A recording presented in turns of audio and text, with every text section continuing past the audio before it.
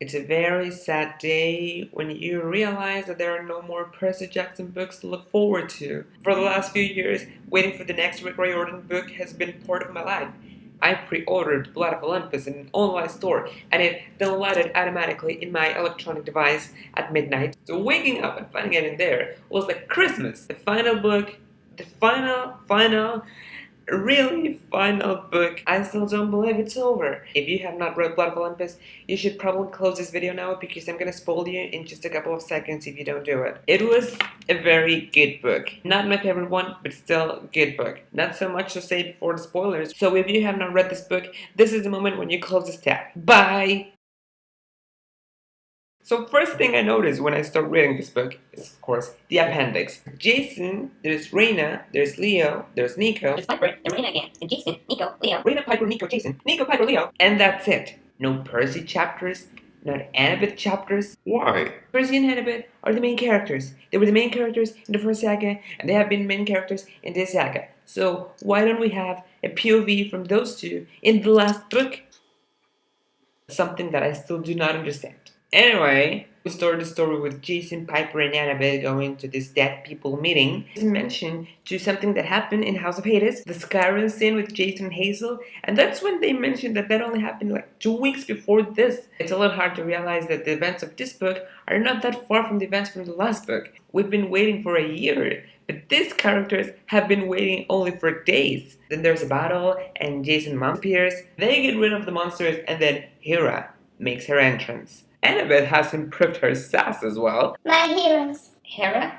Juno. Whatever. This bitchy goddess has done everything wrong since 5 books ago. And then she has the nerve to come here and talk to them like nothing happened. All of this, all the events of the last books, everything bad that has ever happened is your fault, Hera. She comes back to Earth only to say that she cannot help them. What are you good for? You're a goddess and you cannot even heal a wound. I do like how Piper gets more recognition in this book. In the last book, House of Hades, she barely had participation, only with Keone. Other than that, she was pretty much absent. But in this book, she gets way more recognition and more badass moments. Even though she's not as concerned by her image as the other Alphabet children, she always finds a way to use her looks in her favor. Then we go to Nico, Rain, and Coach Hedge. I don't think we've ever had a good description of how shadow travel works. I'm thinking that they travel like on the surface of something, you know, where you can see a shadow. It turns out they fly. There are no shadows in the sky. You see the shadows in the ground, maybe the water, but not in the sky. So how does shadow traveling work? That you can go through the sky and then fall? I don't know how that works. We find out that Octavian has proclaimed himself as Pontifex Maximus. What's wrong with Roman people? Don't you know Octavian? Don't you know what he's done before? What would you just blindly follow him? Why? The 3rd generation Apollo, that's not even demigod, it's demigod, whatever. Well, he's a pontifex now and leading the Romans to Camp of Blood. It was really sad to see Raina's dogs or Amerigentum getting hurt. I thought they were gonna die, or break, or whatever happens to metal dogs. I can only imagine how hard it was for them to transport this huge Athena statue, trying to keep it hidden from everyone. Back on the ship we have Leo's point of view, and those were definitely my favorite chapters. He's always thinking about Calypso and how he's gonna get back to her. Leo had painted her portrait next to the drawing of the Argo too, to remind himself that sometimes visions do come true. Every time something happy happens to Leo, we have to go to the sad part. But for now, the best he could do was to follow his old rule. Keep moving. Don't get bogged down. Don't think about the bad stuff. Smile and joke even when you don't feel like it. Especially when you don't feel like it. How is someone not supposed to feel bad about this kid reading that? Then we go to what is probably my favorite part of this book. The Nike situation. With the 4 of them and the Nakeds. I really liked how they thought everything through. 4 demigods so they would be even, but no demigods with parents that have natural rivalries. No Piper because of Aphrodite and duh. No Frank and Annabeth because of Athena and Mars. No Percy and Jason because of Poseidon and Zeus. So when they started talking about making the Optimus combination, before I kept reading, I made my theories of who might go. My first theory was Percy, Leo, Hazel, and Frank, which ultimately was what happened in the book. So, success. But another option that came to my mind was Leo, Annabeth, Jason, Hazel. That didn't happen, but okay. Having Leo and Percy together is like being on crack, because everything they said makes me laugh. Catch that last episode of Doctor Who? Alright, you were traveling to the pit of eternal damnation. Maybe if we promote Adidas shoes, she will appear. Yeah, I bet that would totally be against her sponsorship deal. Those are not the official shoes of the Olympics. You will die now. I love those two. All the great demigods in this quest are my favorite ones, especially Percy and Leo, and Annabeth, and Piper. Yeah. Another part that I really liked about this book was the Piper Annabeth part in this cave of fear with the giant that was against Hephaestus and the fear gods. That turns out they're Piper's brothers. I had to Google that. Annabeth is a natural leader. We've seen it since the Lightning Thief and pretty much in every book. But now she had to face a different challenge to follow her emotions, not her reason. Piper explained that to her. You can't think your way out of your emotions. You have to let them get you and overflow you. I liked all that part because it represented like emotions and reason working together, and you need them both to find a way out of fear. I just loved it. Now with the Apollo and Artemis situation, I was kind of expecting something a little bit more substantial. They're just there, hiding. Artemis left the hunters alone. No one has prophecies because of Apollo. And this cure that they needed, it was just a flower. Just a flower that one of them had to pick. At the beginning of the book, when it was mentioned that they needed to play a part in this, I was very excited. Those two are two of my favorite gods. And then it was only one chapter and it's over. Pick up a flower. And that's it. Nothing else happened. I'm running out of pages and I don't see a conclusion coming. Going back to Nico, Raina, and Coach Hatch, they meet the hunters. It was nice to see Hila and Thalia again after so long.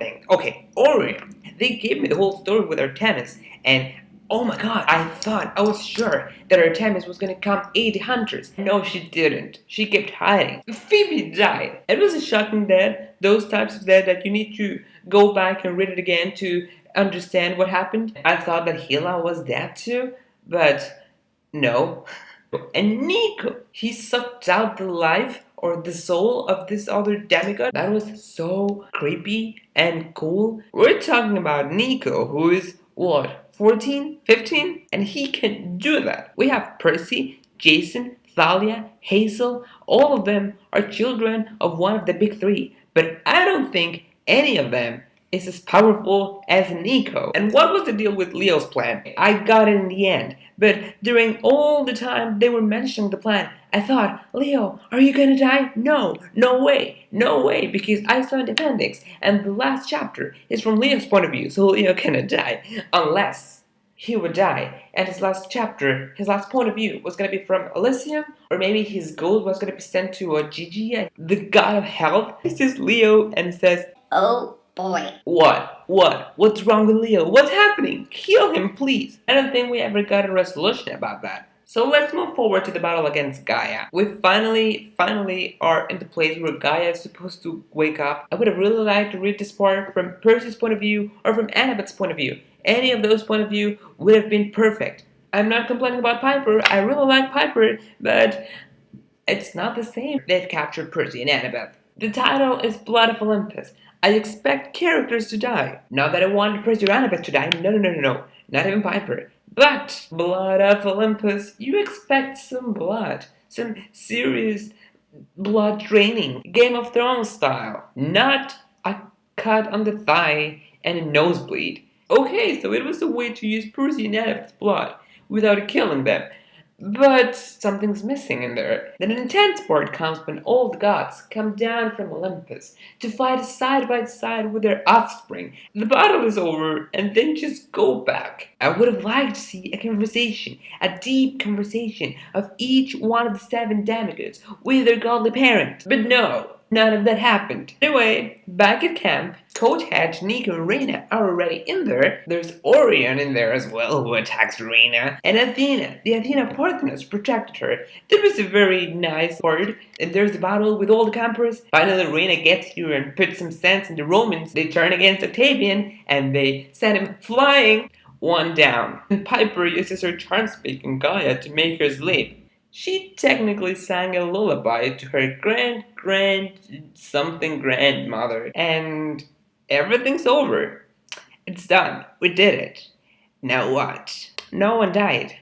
I mean, Octavian died, but everyone knew Octavian had to die. We got Leo dying, but then Festus saved him. I love how it was Festus who saved him. And then he's in Ogygia with Calypso, and we have one little tiny chapter. I appreciate it, but I was hoping that maybe Leo would go back to Camp of Blood and everyone would see him with Calypso and everyone would celebrate. Maybe some tension between Percy and Calypso, but they would meet again. That would have been great. But no, nothing happened. Like, we had Thalia and Hila and Grover and Blackjack. Maybe we could have had Percy and Sally reunion, but no, we did not have that. We did not have a resolution about Frank and his wood, Nico and Will Solas. Is Will Solas into Nico, or is he just a nice guy who wants to be friends? I feel like the end, it was not great. It was good, I liked the end, but it could have been better. It's just my opinion. I know that Rick is gonna write more books about Nordic stories. I am excited about it, but Percy, I've been with them for 10 books. I will miss them. I would like to know what you people think, so you can leave a comment if you want, share the video if you liked it, give thumbs up button, and subscribe, why not? I'll see you next time.